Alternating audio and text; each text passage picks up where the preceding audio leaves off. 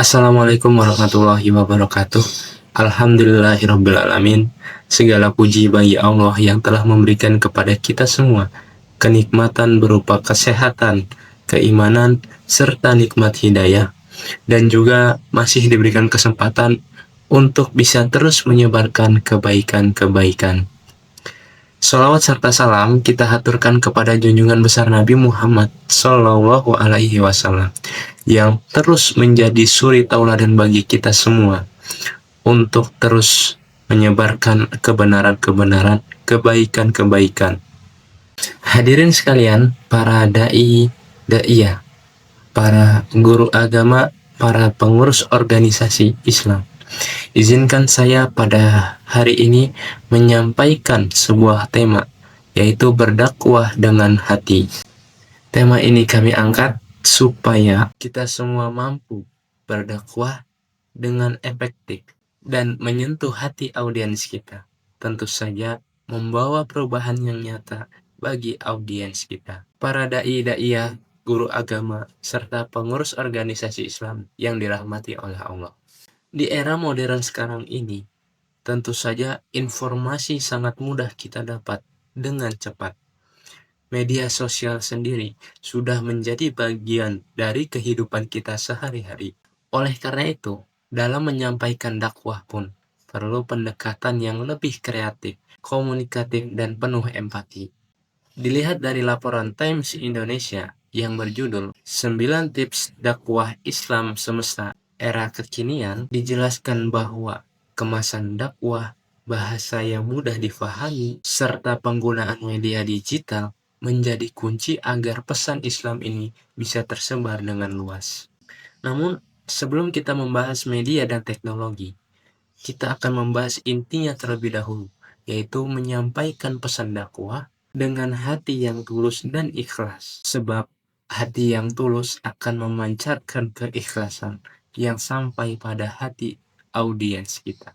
Ada beberapa tips yang bisa kita praktekkan agar berdakwah efektif dan menyentuh hati audiens kita. Yang pertama, niat yang ikhlas. Nabi Muhammad SAW pernah bersabda, amalan itu tergantung pada niat kita.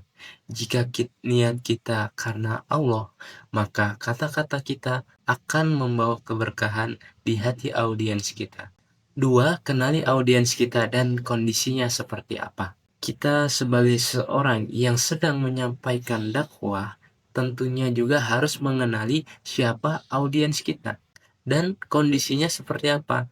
Misalkan, bagaimana latar belakangnya, usianya, dan apa yang dibutuhkan oleh audiens kita. Tentu, gaya berbicara kepada remaja akan berbeda dengan berbicara kepada orang yang lebih tua.